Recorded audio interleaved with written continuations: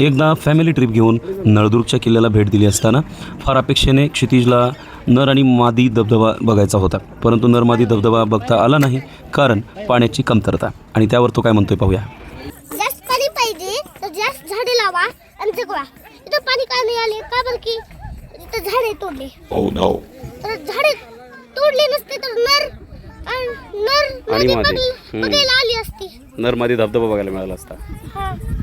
तर का नाही बघू शकलो आपण? का बरं की आपण इकडले झाड तोडलो, फुलं तोडलो. माणसानं झाडं तोडली त्यामुळे पाऊस कमी पडला. पाऊस कमी पडल्यामुळे धरणात पाणी साठलं नाही, त्यामुळे आपल्याला नर्मदी धबधबा बघायला मिळाला नाही. मग आता काय सांगशील तुझ्या ऑडियन्सला? तू काय सांगशील लोकांना आता? लोकांना की झाडे लावा आणि झाडे जगवा. अच्छा, मग काय होईल? तर पाऊस जास्त पडेल आणि आपल्याकडे पाणी पण जास्त होईल.